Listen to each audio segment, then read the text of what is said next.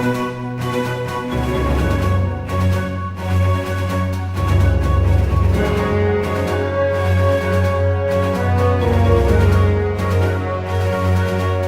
going on, amazing people of YouTube and Facebook, and welcome back to another video. So this is my full review of the M1 equipped MacBook Pro 13-inch that we just saw Apple release a couple of weeks ago. And in my testing so far, it has just been absolutely impressive. And I'll get into why in the course of this video. So I want to start out with a couple key things to know. First is that this is physically unchanged from any of the MacBook Pro 13 inches that we've seen already.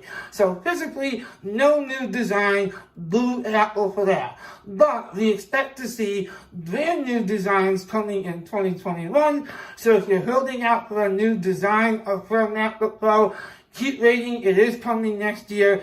But I can't stress enough, if you want a new MacBook Pro like I did right now, or you need one, also in my case, I will tell you this, you're not going to be disappointed with these machines.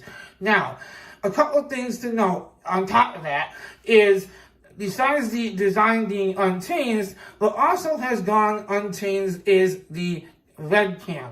So the webcam is still 720p. Now Apple says it's using the new neural engine that is inside the M1 chip to enhance the video quality of the webcam as much as they can.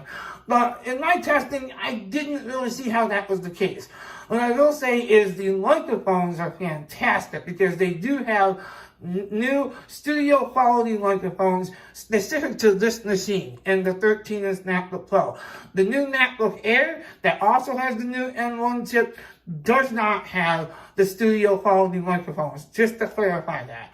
Now, with that being said, the battery life of this machine is also upgraded and enhanced from last, well, I guess technically they have MacBook Pro 13-inch even from this year, early 2020. So what's different about these ones are that these new M1 equipped MacBook Pros now are said to have up to 20 hours of battery life. Now I'll explain a little bit more in this video about that. So again, same design, same webcam, but better internal, with the M1 chip, very better performance there. All around a much upgraded package, even if there's no new design. So let's jump into the actual bread and butter of these new M1 equipped Macs, which is of course the performance. Apple's custom silicon that they are currently calling M1 really changes the game, and I can't say that enough. It truly changes the game when it comes to Macs and how they perform, especially compared to the Intel chips of the past. Now, just to clarify, Apple is still selling Intel-based Macs, but they've made it very clear that the future is their custom silicon, and for a very good reason. These computers perform so much better, not only in terms of raw performance, but in terms of battery life, compared to the Intel Macs of the past. Now, I've owned pretty much every model of new MacBook Pro, and a lot of the MacBook Airs of the past, not the MacBook Airs recently in the last couple of years, but I've owned pretty much every model of Mac that has come out at one point or another. And let me tell you, I have not been this shocked by the performance of a new Mac computer in many years. I mean, this is night and day. So let's talk about the specifics. So this new M1 chip is, again, custom Apple silicon. And compared to something like an Intel chip, I can't really give you an exact model of an Intel CPU that this can be compared to, because it's just so good on its own level. So if you go up here to CPU though, you'll see that I am, just to verify, I am running the newest MacBook Pro 13-inch. It's not, the custom M1 chip is not on the 16-inch MacBook Pro yet. I can't wait until it is though. Now, this is the 8 gigs of RAM model. Now, I can't really say if you should upgrade to the 16 gigs of RAM. I have my own reservations about that because I just don't always agree how Apple prices their upgrades. But with that being said, I can tell you this for certain. Even if you just get the baseline model at student discount, which is $11.99, you are going to absolutely be pleased with performance as well as anything else. So with that being said, let's go ahead and get to the benchmarking. I'm using the newest version of Geekbench, which is Geekbench 5. And while this is doing its thing, let's go ahead and just remind you of a couple of things. And a couple of things to note about this particular model of Mac. Because again, these new custom M1 chips from Apple are on the MacBook Air and the new MacBook Pro, and as well as the new desktop Mac Mini. Now, in terms of what model you should get based on performance, I'm still going to argue this model, the 13-inch MacBook Pro, only because it has active cooling, which in simple terms, it just has a cooling system. It has fans. It has an ability to cool itself better so that the chip is not going to have to be throttled in terms of performance. And that makes a big difference if you're doing something intense. Now, if you just intend to use your notebook for something lighter, like let's just say everyday tasks, web browsing, email, Facebook, YouTube, things of that nature, really not doing anything else besides that, and you don't care about the extra features of the Pro, like the studio quality mics and things of that nature, or the touch bar, then you could easily get by with just the MacBook Air, which offers all the same benefits of the new M1 chip, but just with a couple sacrifices that I would argue a lot of people probably won't care about. But if you plan on doing anything more intense, then you will want to get the MacBook Pro 13-inch, which obviously for me, I just feel is the best way to go for my needs. Doing content creation, things like that. The Pro will be your best bet. Now, here we go. Let's take a look at the scores now. The single-core score is 1707. Multi-core score is 7186. That is impressive. I mean, that really is something really, it's just incredible. It even blows away last year's 16-inch MacBook Pro that starts with an Intel i7. So, that's really kind of amazing, if you ask me. And again, multi-core scores look a little bit different, but again, whether you're going based on the numbers or just real-life performance, you are going to notice the difference in the performance of these M1 equipped machines. Now, Apple says the battery life of these MacBooks, starting with the MacBook Pro, is up to 20 hours of battery life. That is impressive.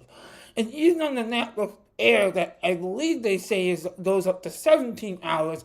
One thing you do have to note, though, is that these are Apple's estimates, which are never exactly as they are. But in my testing, after punching 4K video, watching YouTube, doing emails, doing web browsing, having several tabs open in both Safari and Chrome, things that I would normally do all the time, this still lasted me an entire day, plus well into the next day, I would say until about 9:30 in the evening. So it really does last a long time with battery life, which makes a big difference, especially if you're using this if you're in school or for your job. This is going to really be a game changer in terms of Mac notebooks. Now again, the Mac Mini, which is also new, if you're looking for a desktop, offers even bigger gains compared to the last year's Mac Mini model. So all the way around, these M1 chips are incredibly impressive, and you really can't go wrong. So another thing I like to do in these videos is always give you guys an idea of the audio quality of the speakers. Because, let's be honest, sometimes you just want to listen to some music, or even if you're just watching YouTube, you like to have good sound. Now, these MacBook Pros for years have had pretty much great sound. Now, I haven't seen a lot of reviewers saying this so far on YouTube, but in my testing, I have found, it's just me, but I feel like, especially with the audio turned almost all the way up, it seems that the sound is a little more vibrant and loud and clear compared to last year's MacBook Pro 13-inch. Not necessarily even the early 2020 models, but especially from the 2019 model, I noticed a big difference. But that's just me. So I'll give you a quick demo of that. Now, come on, who doesn't love Dirty Higgins? Okay, I know him. I'm not actually showing my age. I'm only 30 years old, but this might be why I'm still single. But come on, some ladies my age might like a little yacht rock, right? So here's some Dirty Higgins for you guys, just to show you the audio quality. We had it all, just like Bogey in the car, starring in our room, late late show, sailing away to Key Largo. Man, it was so hard not to sing along just now, but I didn't. I held back. But that's a little demo of the audio quality. I'm not sure if I'll get flagged because I know I'm not really licensed to play that, but I love that song. I wanted to give you guys a little demo of that. So with that being said, that's a look at the audio quality. And I think that pretty much covers the bulk of this review, because really it all came down to the same design, but greatly enhanced internals thanks to the M1 custom Apple Silicon. The 20 hours of battery life, also thanks to the M1 chip. The studio quality microphones are fantastic. The webcam is unchanged and still crappy in my opinion. I don't think Apple did any justice by saying that the neural engine inside of the M1 is supposed to enhance the video quality of it. I didn't see that in my testing. I think it still looks like crap, but that's okay. I hope that maybe in next year's redesign of the MacBook Pros, they give us a 1080p webcam. Fingers crossed. But other than that, that is the bulk of the review. So thank you so much for tuning in, guys. Again, the pricing of this machine starts at $11.99 student discount. I can't say that enough. Don't pay more than that, guys. Just go to apple.com and go to the education store and just get it for the $100 off. With that being said, thank you so much for tuning in. If you like my content, please give it a thumbs up. And also subscribe to me on YouTube if you haven't already.